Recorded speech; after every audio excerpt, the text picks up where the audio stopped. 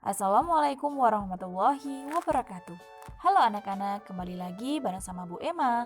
Untuk kali ini kita akan belajar di tema 6 tentang energi dan perubahannya, di subtema 3 tentang energi alternatif. Kebutuhan manusia akan energi itu semakin lama semakin tinggi.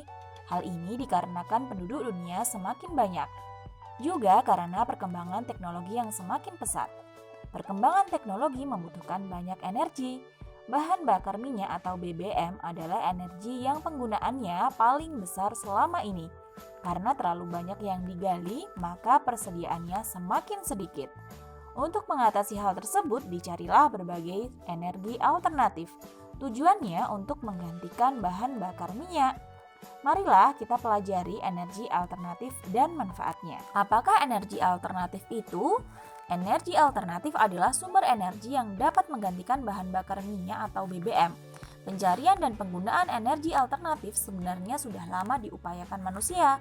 Namun, hingga saat ini usaha tersebut belum diperoleh secara maksimal. Akan tetapi, penggunaannya semakin meningkat.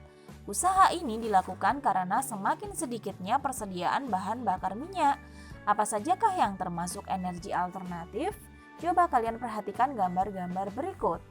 Nah, di sini anak-anak ada pemanfaatan energi surya. Dan yang kedua ada pemanfaatan energi air. Dan yang ketiga ada pemanfaatan energi angin. Ada beberapa contoh energi alternatif. Ada energi panas matahari, ada energi gerak angin, dan energi gerak air. Energi-energi tersebut mudah diperoleh, murah, dan juga berlimpah. Panas matahari, gerak air, dan gerak angin atau bayu dapat diubah menjadi energi listrik. Listrik yang dihasilkan oleh matahari, air, dan angin inilah yang dapat digunakan sebagai pengganti bahan bakar minyak. Energi matahari dimanfaatkan untuk membuat pembangkit listrik tenaga surya atau PLTS. Energi air dimanfaatkan untuk membuat pembangkit listrik tenaga air atau PLTA. Energi angin dimanfaatkan untuk membuat pembangkit listrik tenaga angin atau bayu atau PLTB.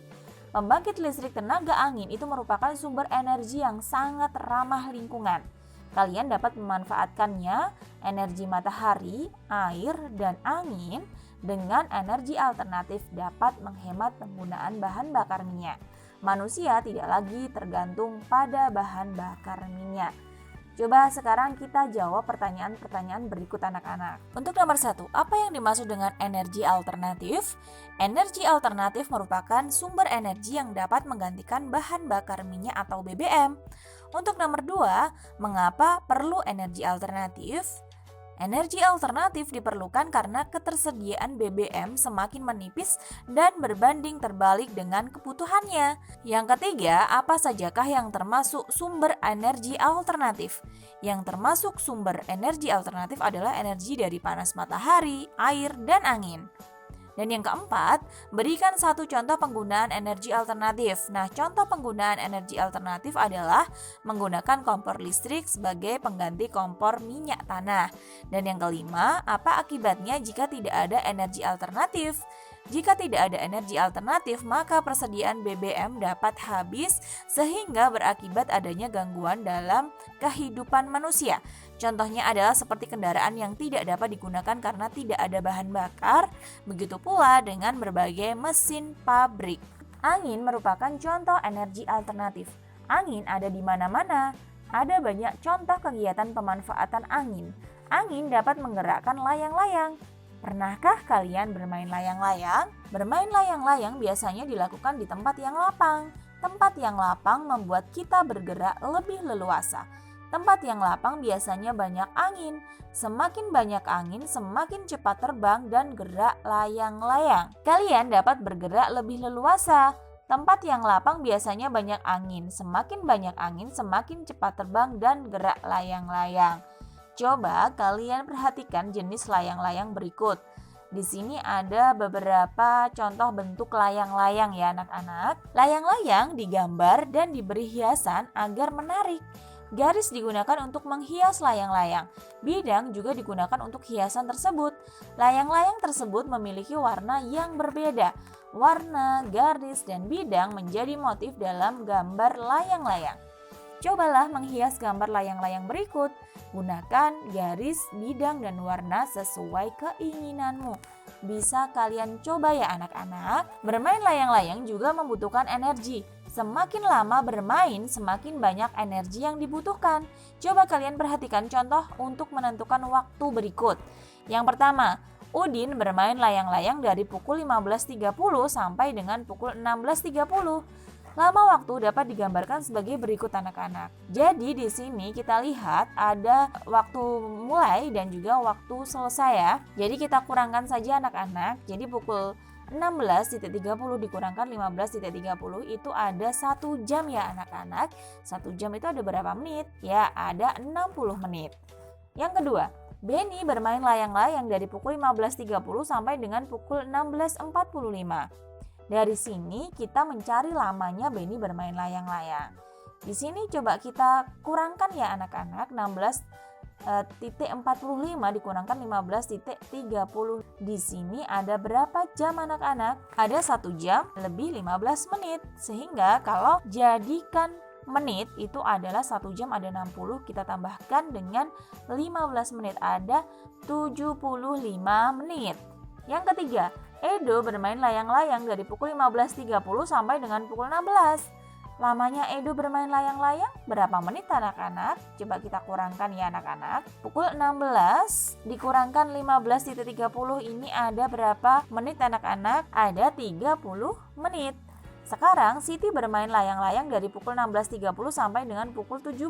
Kita kurangkan ya anak-anak untuk mencari lama Siti bermain layang-layang. Jadi pukul 17 dikurangi pukul 16.30 menit.